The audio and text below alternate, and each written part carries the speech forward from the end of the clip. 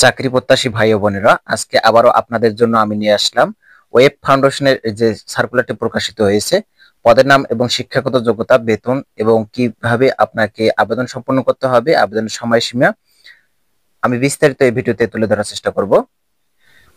আপনারা যদি আমার রিসেন্ট জবস টুডে বিডির চ্যানেলের নতুন সদস্য হয়ে থাকেন, অবশ্যই আমার এই চ্যানেলটি সাবস্ক্রাইব করে পাশে থাকা বেল আইকনটি অল করে রাখবেন। আমি সকল এনজিওর চাকরির নিয়োগ বিজ্ঞপ্তিগুলো এই চ্যানেলে দিয়ে থাকি।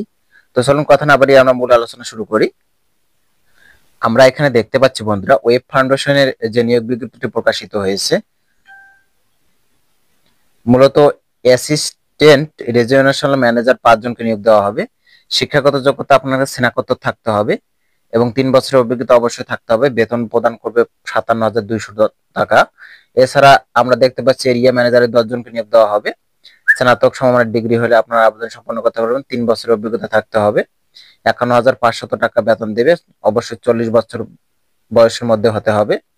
এরপরে দেখতে পাচ্ছি ইউনিট ম্যানেজার 10 জনকে নিয়োগ দেওয়া হবে। শিক্ষাগত যোগ্যতা স্নাতক এবং আপনার বেতন হচ্ছে 40,200 থেকে শুরু হবে।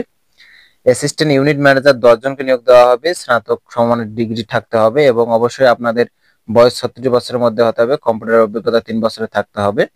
34,300 টাকা পর্যন্ত বেতন প্রদান করবে।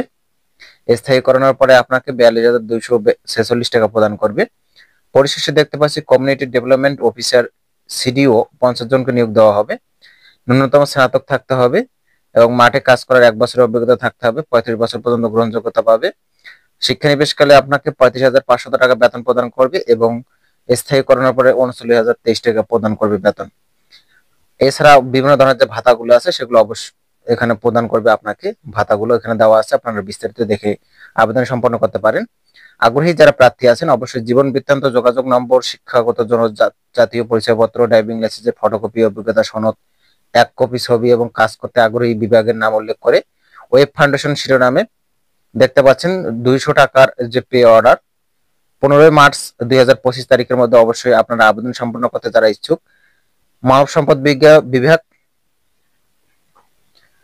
সম্পদ বিভাগ web foundation 22/23 B block, B Khilji road, Mohammadpur, Dhaka 1207 ঠিকানা অবশ্যই আপনাকে আবেদন সম্পন্ন করতে হবে। অবশ্যই যারা আগ্রহী 15 মার্চ 2025 তারিখের মধ্যে আবেদন সম্পন্ন করবেন।